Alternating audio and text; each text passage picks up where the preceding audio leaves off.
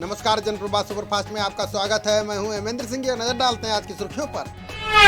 British संसद में किसानों पर हुई बहस पर भारत की जवाबी कार्रवाई। विदेश मंत्री जयशंकर ने संसद में उठाया ब्रिटेन के नस्लवाद का मुद्दा। विदेश मंत्री बोले, जरूरत पड़ी तो सही प्लेटफॉर्म पर उठाएंगे आवाज। नस्ल भेद के मामलों पर बारीकी से बनाए हुए है नजर। लोकसभा में पेश हुआ किशोर न्याय एवं संरक्षण संशोधन विधेयक। मामलों का तेजी से होगा निपटारा, अधिकारियों की तय होगी जवाबदेही।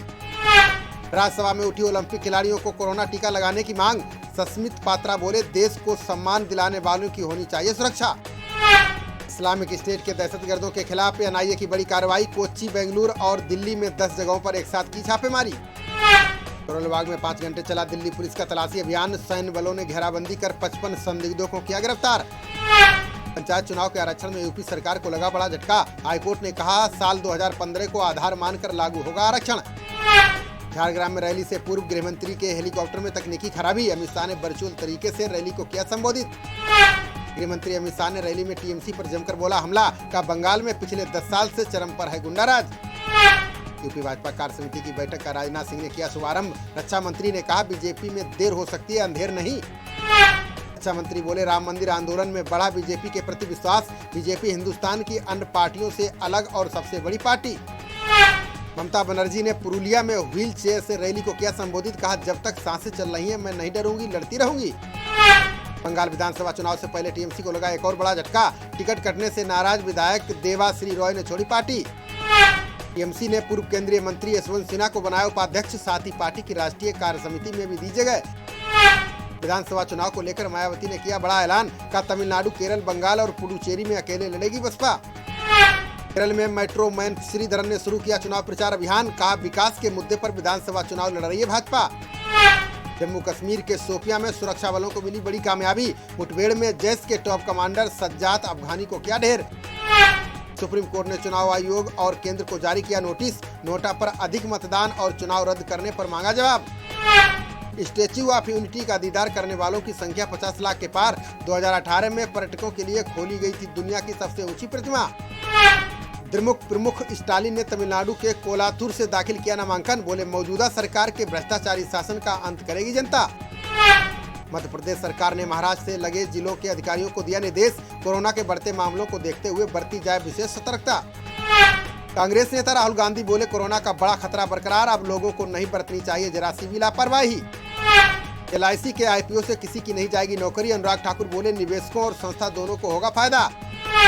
पेट्रोलियम उत्पादों की बड़ी कीमतों के मुद्दे पर सांसदों ने सरकार को घेरा। कांग्रेस नेता के मुरलीधरन ने मामले में सरकार से मांगा स्पष्टीकरण।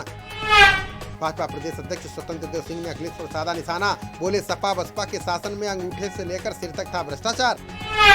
महाराष्ट्र में सचिन बझे को लेकर महाविकास आघाड़ी सरकार में दरार। नाराज शरद पवार ने सीएम उद्धव ठाकरे से की मुलाकात। कांग्रेस के मल्लिकार्जुन खड़गे ने बैंकों की हड़ताल पर दिया बयान। बोले, हड़तालियों की बैंकों का निजीकरण बंद करने की मांग जायज। रक्षा मंत्री राजनाथ सिंह ने आंदोलनकारी किसानों से की अपील। बोले, कृषि कानूनों पर किसानों से बातचीत को तैयार है सरकार। सीएम शिवराज ने कांग्रेस का नया नाम बताया SRP। बोले, S से सोनिया, R से राहुल और P से हैं प्रियंका गांधी।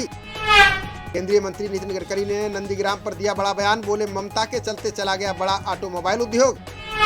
तमिलनाडु सीएम पलानीस्वामी इडापड्डी सीट से लड़ेंगे चुनाव। पलानीस्वामी ने AIADMके प्रत्याशी के तौर पर भरा पर्चा।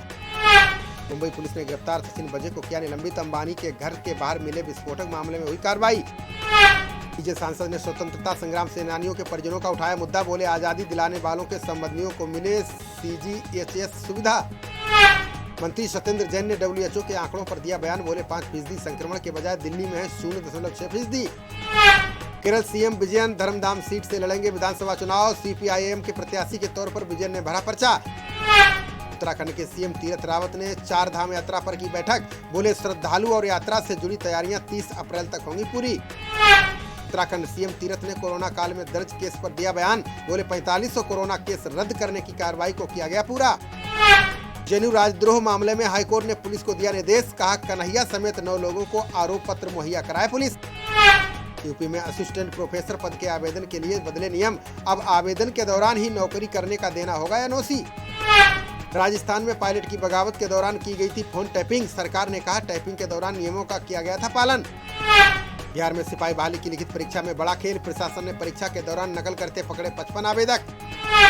मुरादाबाद रेलवे क्षेत्र में मल्टी कलर लाइटिंग सिस्टम शुरू। डीआरएम ने कहा अब ड्राइवर को मिलेगा प्री वार्न सिग्नल। छिबरामऊ की ग्राम पंचायत कुंवरपुर बनवारी में विकास कार्यों में घोटाला। शिकायत के बाद डीएम ने ग्राम पंचायत सचिव को किया निलंबित। भाजपा नेता कीर्ति सिंह बनी बीएचपी हरदोई की जिलाध्यक्ष। क्षेत्रीय संगठन मंत्री अम्बरीश की मौजूदगी में कार्यकर्ताओं ने जताई खुशी। जन कल्याण पार्टी पूरे प्रदेश में चलाएगी सदस्यता अभियान। अध्यक्ष लाल बहादुर पाल ने कार्यकर्ताओं को बताया पार्टी की रीढ़। बांदा में विधायक ने रोडवेज बसों को हरी झंडी दिखाकर किया रवाना। अब लखनऊ और मथुरा के लिए लोगों को मिलेगी सीधी बस। बांदा में अवैध खनन से नदी में बने 30 से 40 फुट बड़े गड्ढे। अचानक पैर फिसलने से गिरे 2 बच्चे, ग्रामीणों ने निकाला बाहर। इंग्लैंड के खिलाफ दूसरे टी20 में रोहित शर्मा की होगी वापसी। 2 मैचों में पूरी तरह से फेल हुए केएल राहुल का कटेगा पत्ता।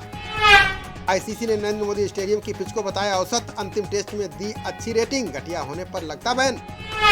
आज शादी के बंधन में बंधेंगे जसप्रीत बुमराह और संजना गणेशन। प्राइवेट फंक्शन में रिश्तेदारों और दोस्तों के बीच लेंगे 7 फेरे। खबरों का सिलसिला जारी रहेगा, देखते रहिए जनप्रवाद। नमस्कार।